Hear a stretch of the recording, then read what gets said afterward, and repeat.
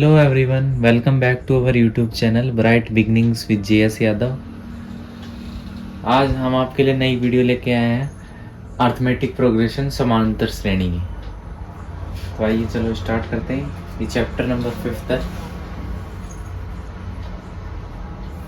पहले की जो वीडियो है वो अलग अलग चैप्टर की, वो भी आप जाके देखिए। आइए स्टार्ट करते हैं।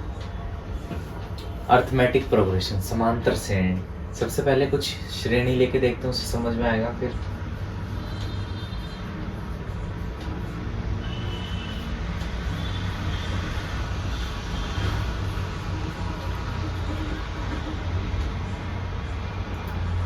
ठीक है, ये जो सीरीज दे रखी है इनमें ये हर एक जो लिखी हुई है इनको कहते हैं term. First term, second, third, fourth, वैसे टर्म्स लिखी हुई है। ठीक है, अब ये अर्थमेटिक प्रोग्रेशन है कि नहीं है ये कैसे पता चलेगा? तो इसके पता करने के लिए इसकी एक तो पहले डेफिनेशन सुनिए। An arithmetic progression is the list of numbers in which each term obtained by adding a fixed number to the preceding term।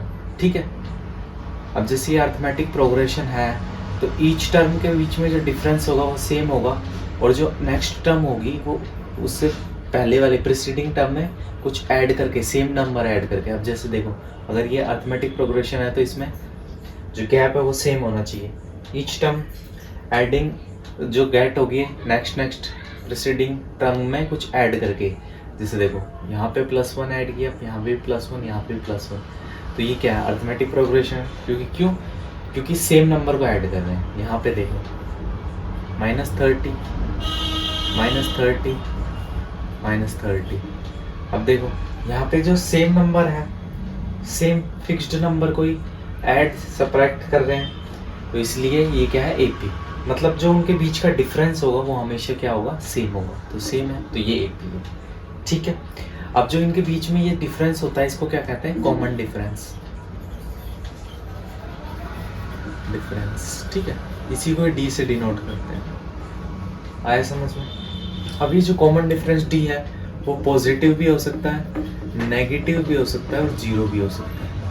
ठीक है, अब जैसे इनके बीच में डिफरेंस था वो 1 1 1 पॉजिटिव था, या माइनस का डिफरेंस था, और जो डिफरेंस हो सकता है वो 0 भी हो सकता है। मतलब कैसे?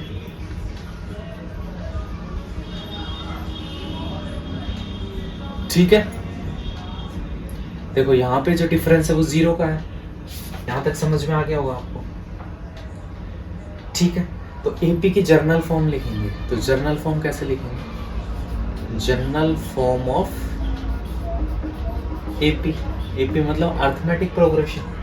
ठीक है, तो जर्नल फॉर्म कैसे लिखेंगे? देखो A, फर्स्ट नंबर को A बोल दिया, उसमें A में D मतलब कॉमन डिफरेंस। A का मतलब होता है फर्स्ट टर्म। यहाँ पे नोट कर लीजिए, A फर्स्ट टर्म, प्रथम पद। ठीक है, ये A हो गया। जो सेकंड टर्म होगी वो A में जो इनके बीच का कॉमन डिफरेंस है उसको ऐड कर देंगे, सेकंड टर्म। ऐसे थर्ड टर्म निकालनी हो तो A में D का 2 टाइम्स ऐड कर देंगे, थर्ड टर्म। फोर्थ टर्म निकालनी हो तो 3D ऐड कर देंगे। तो समझ में आ गया आपको जर्नल फॉर्म कैसे लिखेंगे इसको? यहाँ तक किसी को कोई दिक्कत नहीं होगी। ठीक है, अब डिफरेंस निकालना का, जैसे देखो ये एक AP थी, इसको A1 टर्म मान लिया, A2, A3, A4। तो हमें से डिफरेंस निकालने के लिए A2 में से A1 को माइनस करेंगे, या फिर A3 में से A2 को माइनस करेंगे, तो ही डिफरेंस आएगा। ठीक है, तो नेक्स्ट नंबर में से उसका प्रीसीडिंग नंबर को माइनस करेंगे नेक्स्ट में से। ठीक है, तो ही डिफरेंस आएगा।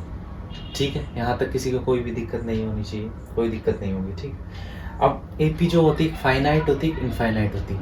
फाइनाइट का मतलब जिस AP में कुछ फिक्स्ड नंबर ऑफ टर्म्स है। जैसे ये AP थी, ये 10 पे फिनिश हो जाती है यहाँ पे, तो इसमें फाइनाइट नंबर है। 4 टर्म है इसमें, ये फाइनाइट AP होगी। ठीक है, अब जैसे ये आगे कंटिन्यू चल रही डैश डैश मतलब कंटिन्यू चल रही है, तो ये इनफाइनाइट AP होगी। तो यहाँ तक समझ में आ गया होगा आपको? कोई भी दिक्कत नहीं होनी चाहिए, होगी भी नहीं। ठीक, बिल्कुल ईजी वे में बता दिया आपको। आइए एग्जाम्पल से और इसको क्लैरिफाई करते हैं, ढंग से समझते हैं, एग्जाम्पल से और क्लियर होगा। फर्स्ट एग्जाम्पल लेते हैं। फॉर एन AP, कोई AP दे रखी है अपन को 3/2, 1/2, -1/2, -3/2, ठीक है। इसमें कह रहा है राइट A एंड D, ठीक है, और D को ही क्या कहते हैं, कॉमन डिफरेंस, ठीक है। एक AP दे रखी है ये अपन को, इसमें राइट A और कॉमन डिफरेंस D निकालना है। A का मतलब क्या होता है, फर्स्ट टर्म, तो फर्स्ट टर्म मतलब स्टार्टिंग टर्म क्या है इसकी 3/2, तो A हो गया 3/2, ठीक है। यहाँ तक किसी को कोई भी दिक्कत नहीं होगी, ठीक है। अब डिफरेंस D, तो मैंने क्या बोला था, नेक्स्ट टर्म में से उसकी प्रीसीडिंग टर्म माइनस कर देंगे, कर सकते हैं ऐसा आराम से, कोई किसी को कोई भी दिक्कत नहीं होगी यहाँ। अब एलसीएम ले लो, यहाँ पर एलसीएम कितना आएगा, 2 एलसीएम दोनों में ही है। अब -3, 3 में से 1 जाएंगे, 3 में से 1 जाएंगे, 2 बचेंगे, लेकिन साइन किसका आएगा, माइनस का। यहाँ से कितना आ गया, -1, आया समझ में। ऐसे ही और चेक कर लो, इसमें से हमेशा नेक्स्ट वाली में से फर्स्ट वाली, मतलब प्रीसीडिंग टर्म्स माइनस करनी पड़ेगी, ठीक है। तो ये -1/2, -1/2, ठीक है। 2 एलसीएम -2 हो गया, यहाँ से वापस -1, पता चल गया। तो यहाँ पे देखो, ये एक AP है, ये AP है, इसमें फर्स्ट टर्म में ये हो गई -3/, फर्स्ट टर्म हो गई 3/2, डिफरेंस इनके बीच का -1, ठीक है। यहाँ तक किसी को कोई भी दिक्कत नहीं होगी, कोई दिक्कत नहीं होगी, क्लियर होगा यहाँ तक सब। नेक्स्ट एक और एग्जांपल लेके देखते हैं, ठीक है। नेक्स्ट एग्जांपल है, कोई टर्म्स दे रखी है अपन को चेक करना है कि वो AP में है कि नहीं है, AP और नॉट, और अगर AP में है, yes in AP find next 2 term, ठीक है। समझ में आ गया होगा। सबसे पहले सीरीज दे रखी होगी, उसको चेक करना है AP और नॉट, AP में है कि नहीं है। अगर है तो उसकी अगली नेक्स्ट 2 टर्म फाइंड करनी है, ठीक है। फर्स्ट पार्ट 4, 10, 16, 22, ठीक है। सबसे पहले कोई भी सीरीज AP में है कि नहीं, ये कैसे पता चलेगा, उनके बीच का डिफरेंस हमेशा सेम होना चाहिए, ठीक है। तो डिफरेंस कैसे निकालते हैं, D, 10 में से 4 को माइनस किया, कितना बचा, 6।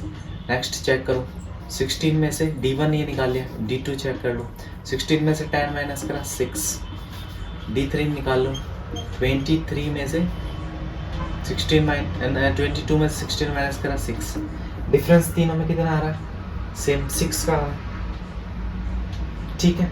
अब सेम कॉमन डिफरेंस है, सेम है, तो इन AP जो सीरीज है वो AP में है, ठीक है। और AP में है तो अगली 2 टर्म, मतलब यहाँ तक निकली हुई है टर्म्स, इनकी नेक्स्ट 2 टर्म्स निकालनी है। तो नेक्स्ट 2 कैसे निकालेंगे, 6 ऐड कर दो, डिफरेंस सेम है, तो 28 आ गया, ठीक है। और नेक्स्ट इसके बाद वाले में 28 में 6 ऐड कर दो, कितने आ गए, 34, आ गया होगा समझ में। यहाँ तक किसी को कोई भी दिक्कत नहीं होनी चाहिए, होगी भी नहीं कोई दिक्कत, ठीक है। अब इसी में एक और एग्जांपल, एक और क्वेश्चन लेके समझते हैं।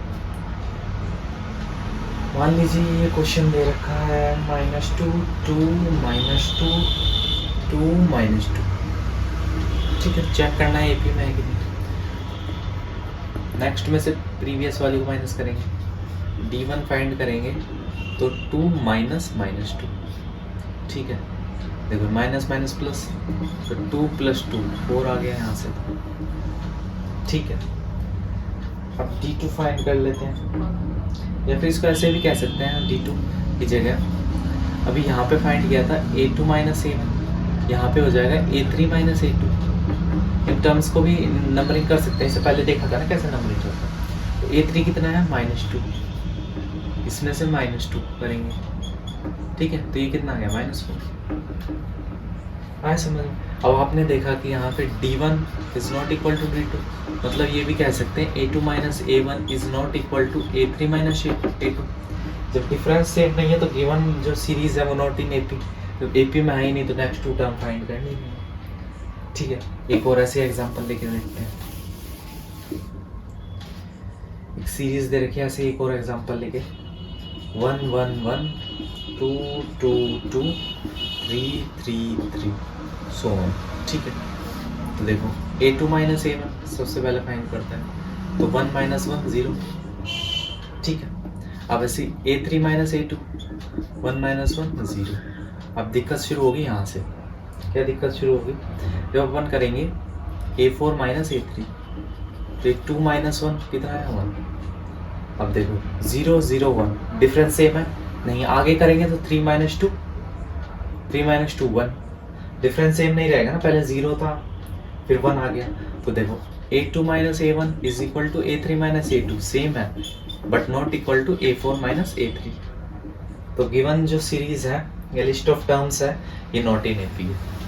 ठीक है, यहाँ तक बिल्कुल किसी को कोई भी दिक्कत नहीं हुई। नेक्स्ट जो फॉर्मूला बेस्ड क्वेश्चन है वो नेक्स्ट वीडियो में अपन देखेंगे। Thank you.